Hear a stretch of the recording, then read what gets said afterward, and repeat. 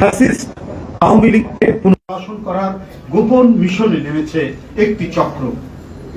বিনিময়ে তারা পতিতদের সহযোগিতা নিয়ে রাজনৈতিক উদ্দেশ্য হাসিল করার স্বপ্নে বিভোর। সাংবাদিক বন্ধুগণ, আমরা উদ্বেগের সাথে লক্ষ্য করছি যে সম্প্রতি কিছু পত্রপত্রিকা, গণমাধ্যম এবং সোশ্যাল মিডিয়ায় বিএনপির মনোনয়নের কথিত তালিকা নাম ধাম প্রকাশ করে দলের নেতাকর্মীদের মধ্যে বিভ্রান্তি, অসন্তোষ এবং বিশৃঙ্খলা উস্কে দেওয়ার ষড়যন্ত্র করছে। অনুমিত হচ্ছে বিএনপিতে বিভেদ বিসংবাদ সৃজনের অশুভ অভিপ্রায় নিয়ে কতিপয় মিডিয়া যথেচ্ছভাবে মিথ্যা অপপ্রচার প্রোপাগান্ডায় লিপ্ত হয়েছে।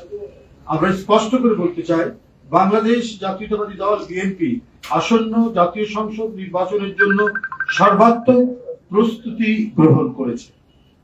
উপযুক্ত সময়ে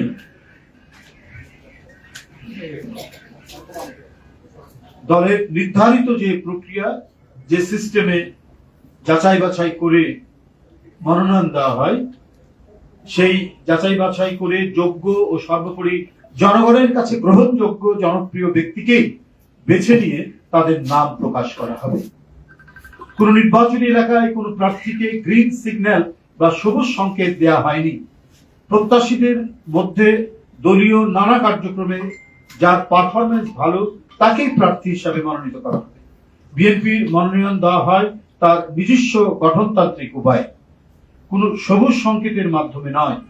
জাতীয় সংসদ নির্বাচনে কিংবা যে কোনো নির্বাচনে দলের প্রার্থী মনোনয়নের দায়িত্ব পার্লামেন্টারি বোর্ড পালন করে এবং এ ব্যাপারে বোর্ডের সিদ্ধান্ত চূড়ান্ত বলে গণ্য হয়।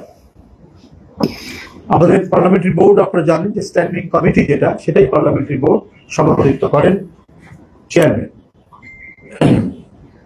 সুতরাং তফসিল ঘোষণার পরেই দলের ভারপ্রাপ্ত চেয়ারম্যান তথা বিএনপি কেন্দ্র থেকে ঘোষণা ব্যতীত এখন পত্রপত্রিকায় প্রকাশিত কোন মঙ্গলা সংবাদে বিভ্রান্ত না হওয়ার জন্য সারা দেশের নেতাকর্মীদের প্রতি আহ্বান জানাচ্ছি।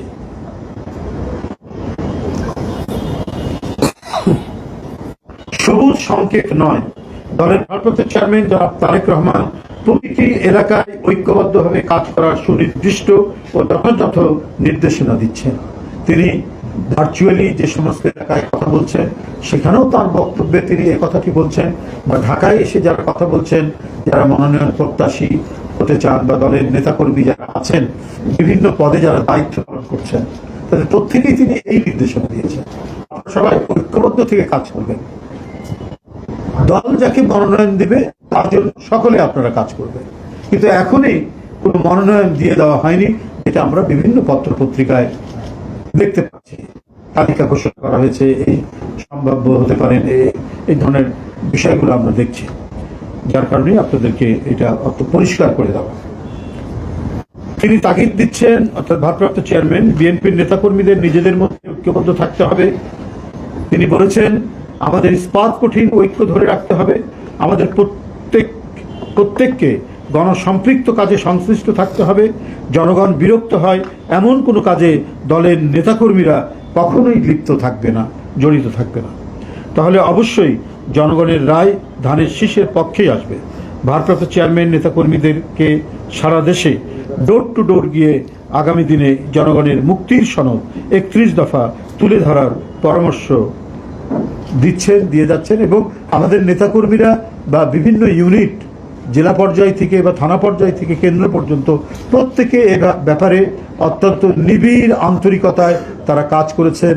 অফিস, আদালত, স্কুল, কলেজ, রাস্তাঘাটে মানুষকে 31 দফার লিফলেট বিতরণ করেছেন এবং ব্যক্তিগতভাবে কেউ জানতে চাইলে এর বিভিন্ন দফা সম্পর্কে একেবারে বিস্তারিতভাবে তাদেরকে জানিয়েছেন, বলছেন ব্যাখ্যা সহ। তিনি মনোনয়ন প্রত্যাশীদের ঐক্য সুদৃঢ় করার এবং আরও জনবান্ধব হওয়ার নির্দেশ দিয়েছেন। বিএনপির ভারপ্রাপ্ত চেয়ারম্যান জনাব তারেক রহমান বারবার একটি কথা বলেন, যা আমরা মনে প্রাণে বিশ্বাস করি, সেটি হলো জনগণই বিএনপির সকল রাজনৈতিক ক্ষমতার উৎস। জনগণ আমাদের সঙ্গে থাকলে কোনো প্রোপাগান্ডায় বিএনপি থেকে জনগণকে বিচ্ছিন্ন করতে পারবে না ইনশাআল্লাহ। সারা দেশে বিএনপির সর্বস্তরের নেতাকর্মী, শুভার্থী ও শুভাকাঙ্ক্ষীদের প্রতি জনাব তারেক রহমানের আহ্বান, জনগণের ভালোবাসায় থাকুন, জনগণকে ভালোবাসায় রাখুন। ধন্যবাদ সবাইকে। আল্লাহ হাফেজ। দৈনিক আজকের বাংলা .net